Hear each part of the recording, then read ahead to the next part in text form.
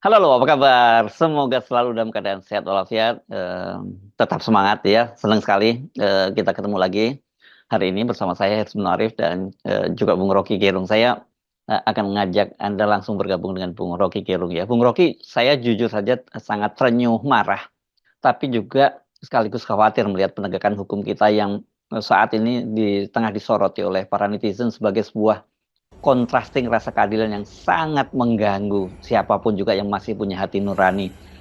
Netizen menyoroti vonis hakim yang jadi bagian dari terdakwa bagian dari skandal mega korupsi timah 300 triliun itu hanya divonis 3 tahun dan didenda Rp5.000. Ini saya nggak salah baca ini, Rp5.000 gitu. Dan sementara di eh, Malang, Jawa Timur itu ada seorang kakek gitu yang dia memelihara ikan aligator sudah 18 tahun gitu ya.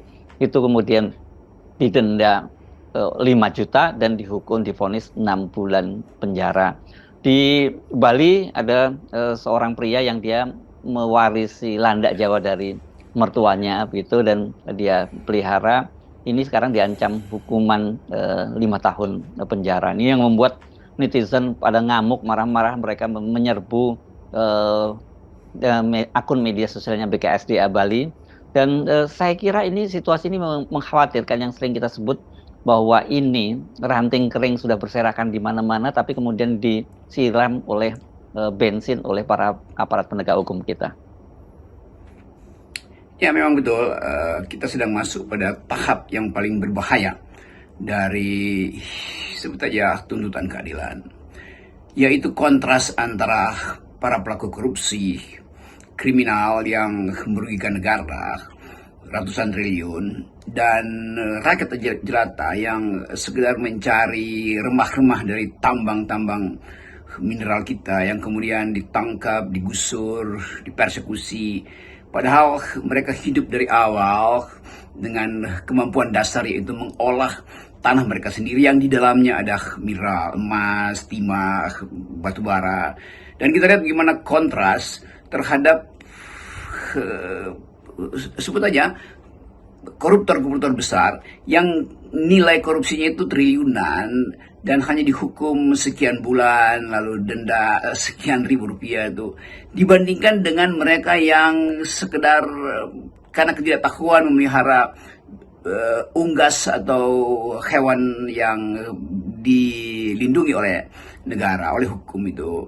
Jadi bayangkan bagaimana seseorang yang dengan pengetahuan yang terbatas memelihara landa, ada yang memelihara ikan, lalu dihukum, ada yang 5 tahun, ada yang berbilang bulan, sementara mereka mesti menghidupi keluarganya. Sangat mungkin mereka tidak ingin menjual atau memperdagangkan itu hanya untuk dipelihara sendiri, ada kenikmatan pagi-pagi bersihin kamar tempat tidur landa atau kandang landa, menatap ikan yang menimbulkan semacam kebahagiaan kecil, tanpa mereka tahu bahwa nilainya itu mungkin ratusan juta kalau dijual pada penada, tapi mereka hanya memelihara itu.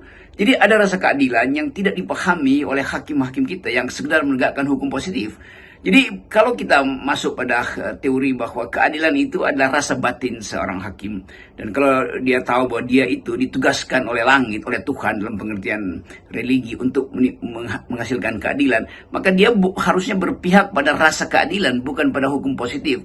Kan keseimbangan itu yang dibutuhkan ketika kita sebagai hakim misalnya memutuskan perkara, bukan sekedar melihat the black letter of law, huruf-huruf mati yang ada di dalam undang-undang, tetapi melihat bagaimana hidup itu didesakkan oleh satu sistem yang membuat rakyat di bawah itu menderita tuh. Kalau kita bicara lebih panjang, kita akan lihat bahwa seluruh proses ini akan mengarah pada semacam social unrest, pada keresahan sosial atau bahkan pemberontakan sosial. Karena keadilan tidak lagi dihasilkan melalui meja hukum, tetapi dihasilkan melalui like and dislike, dan melalui ketidakmampuan hakim-hakim kita untuk membaca apa sebetulnya di antara pasal-pasal hukum itu apa. Jadi sebut aja between the line of the black letter of law itu terletak di situ yang kita sebut sebagai justice. Miris sekali ya, Bung Rocky. Si kakek yang di Malang tadi itu dia merasa sangat marah, kecewa, putus asa, dan dia merasa seolah-olah kini dia seperti penjahat besar begitu ya. Padahal dia hanya memelihara ikan yang tadinya aturannya ketika dia memelihara dulu juga belum ada aturan semacam itu.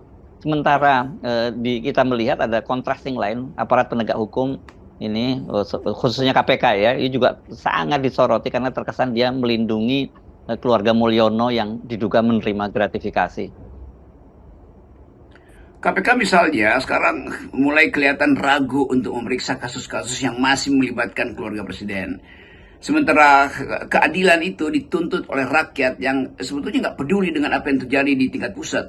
Mereka nggak bukan tidak paham, menganggap bahwa ya itu politik itu adalah urusan elit, bahwa akan ada tukar tambah menteri reshuffle segala macam. Biarkanlah, bagi rakyat kecil mereka hanya ingin ada semacam rezeki yang bisa mereka peroleh, rezeki batin dari kebahagiaan pagi-pagi dengar kicau burung, lalu berupaya untuk cari sesuap nasi dengan membantu tetangga misalnya bangun tembok atau dipekerjakan menunggu kontraktor benar-benar jalan. Kan semua itu penderitaan rakyat kecil tuh.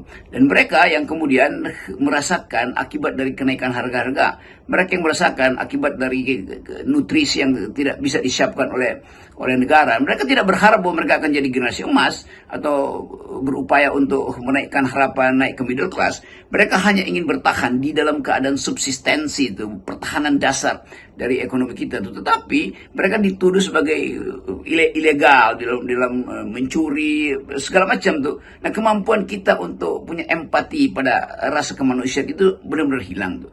Jadi kalau kita masuk di dalam batin manusia itu, kita lihat bahwa ada yang diperintahkan oleh moral, ada yang diperintahkan oleh prinsip-prinsip formal, hukum misalnya tuh. Tetapi dalam keadaan kita semua kekurangan kemampuan untuk mengucapkan protes, apalagi rakyat kecil, diperlukan hakim-hakim yang mungkin masih punya sense of justice melampaui justice yang dimaksudkan oleh hukum positif. Jadi sekali lagi, kalau kita bikin renungan hari ini, kita ingin supaya ada kedamaian. Kedamaian itu didasarkan pada pertimbangan keadilan yang datang dari nilai komunitas, bukan dari nilai negara tuh. Jadi negara seringkali sekedar mendikte, ini hak kami, ini tanah negara. Di mana di dalam uraian hukum negara itu memiliki tanah. Tanah itu dimiliki, diolah oleh rakyat, oleh manusia konkret, bukan negara. Negara menguasai, bukan dia memiliki, sehingga dia bisa menyingkirkan orang lain yang sudah lebih dahulu memiliki, kendati status hukumnya itu paling rendah, atau girik misalnya, atau garapan. Jadi nggak mungkin kita ajukan satu tesis bahwa negara memiliki tanah dan karena itu dia berhak untuk menggusur rakyatnya. Lalu negara itu disebut negara kalau ada unsur rakyat di situ. Jadi negara hidup berdasarkan kepentingan rakyat mengolah ekonominya tuh. Ekonomi rakyat yang paling dasar adalah mengolah tanah.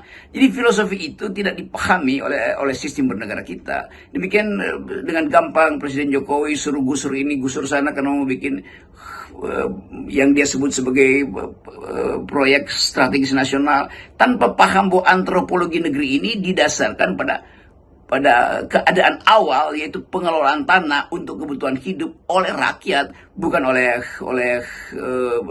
korporasi. Jadi korporasi kemudian mengambil keuntungan dari keistimewaan yang diberikan oleh negara. Siapa yang bersalah? Ya negara. Negara itu representasinya siapa? Ya presiden. Karena semuanya datang berdasarkan perintah presiden, yaitu regulasi yang diinginkan untuk menghidupkan ekonomi kelas atas, bukan sistem keadilan sosial yang menjadi dasar dari berdirinya negara ini. Dalam situasi sekarang ini saya tidak terlalu terkejut kan kalau publik tuh skeptis, sinis, bahkan mencurigai lembaga peradilan. Padahal kan para hakim itu sering disebut sebagai yang mulia panggilannya, dan kemudian mereka juga disebut sebagai wakil Tuhan di muka bumi untuk soal penegakan hukum. Tapi apakah mereka masih pantas kalau disebut sebagai wakil Tuhan di muka bumi dengan vonis-vonis semacam itu? Kita lihat secara umum ruang sidang itu tinggal menjadi ruang untuk mengucapkan keputusan pengadilan. Bukan keadilan di situ, tapi keputusan pengadilan yang dasarnya adalah kalkulasi-kalkulasi matematika diproduksi, dihitung kerugian negara sekian, dihitung apa yang akan menyebabkan hak-hak negara itu dibatalkan karena ada perambah hutan misalnya. Sementara perambah utamanya adalah mereka yang ingin akumulasi lalu mengambil tanah-tanah rakyat dan dibenarkan oleh undang-undang, terutama Omnibus Law. Jadi semua hal itu akhirnya jadi hukum itu jadi peralatan negara, dan hakim menjadi hakim yang bukan disogok, diperintahkan secara sublim oleh ideologi bahwa hukum harus ditegakkan. Betul, menegakkan hukum artinya mengolah keadilan, bukan memaksakan pasal di situ. Nah, kita nggak ngerti bagaimana keadaan kita di masa yang akan datang di dalam pemerintahan yang baru kalau teori hukum, paradigma hukum masih di dalam keputusan-keputusan pengadilan, bukan keputusan keadilan itu. Jadi kita mau lihat bahwa masalah ini akan berimplikasi pada keresahan sosial. Pasti itu akan terjadi karena di mana-mana di seluruh dunia ini soal konflik agraria itu akan menghasilkan revolusi, akan menghasilkan perlawanan, dan itu adalah hal yang lumrah karena orang hidup pertama-tama dengan mengandalkan kerja dia, labor dia yang dia berikan pada alam, dan apa yang dia berikan pada alam itu menjadi hak dia, bukan yang diberikan oleh negara berdasarkan sistem ini legal apa ini tidak legal kan. Jadi balik lagi pada kondisi masyarakat di awal kemerdekaan kita yang mengharapkan ada keadilan, ada kemakmuran. Ternyata yang ada hanyalah figur angka-angka yang ditampilkan seolah-olah Gini rasio kita membaik, padahal disparitas tidak sekedar ditentukan oleh Gini rasio, seolah pertumbuhan ekonomi kalau di-push sekian persen akan menimbulkan kemakmuran, padahal trickle down itu sudah dibatalkan dalam banyak teori ekonomi. Jadi semua hal yang buruk itu ada di kita hari-hari ini. Di kita artinya di dalam kepresidenan Pak Jokowi, dan kemampuan kita untuk menghasilkan keadilan hanya bisa kita harapkan pada pemerintahan yang baru, yaitu Presiden Prabowo. Dan kemampuan kita untuk mengatakan ini tidak adil itu berbahaya bagi kemanusiaan yang adil dan beradab juga harus kita paksakan melalui kontrol DPR. Kan kita ingin bandingkan misalnya bahwa di era Pak Prabowo kontrol DPR itu betul-betul dimaksudkan untuk membela hak-hak rakyat sebagai representasi dari kepentingan politik mereka 5 tahunan. Selain wakil Tuhan, hakim itu kan juga disering sebagai living law ya, hukum yang hidup. Artinya dia sendiri bisa menghasilkan hukum dan tidak harus secara rigid terikat pada hukum-hukum tertulis yang ada dalam kitab-kitab undang-undang begitu. Karena Anda sendiri juga sering mengingatkan bahwa perilaku semacam itu kan mereka betul-betul terikat pada sebagai black letter of law gitu. Hakim itu bukan petugas negara, dia digaji oleh negara melalui pajak rakyat. Bahwa secara administratif dia ada golongan penggajian tuh, dia pejabat negara, dia penegak hukum tuh. Tetapi hakim itu begitu ada di ruang sidang, dia berubah menjadi wakil Tuhan, bukan wakil presiden di situ kan. Kan filosofi itu yang kita kenal, bahwa hakim tidak boleh menolak perkara, bahkan dia harus menghasilkan keadilan kendati itu bertentangan dengan hukum negara. Karena pada hakim terakhirlah diberi semacam hak untuk menyatakan rasa keadilan itu saya produksi dari hati nurani saya. Kan itu dasarnya tuh, kenapa seorang jadi hakim? Karena dia langsung mewakili rasa keadilan tuh, bukan mewakili buku kitab-kitab hukum. Kitab hukum bisa diubah oleh keputusan presiden, dibatalkan oleh kepentingan kekuasaan, tetapi hakim itu adalah hati nurani rakyat.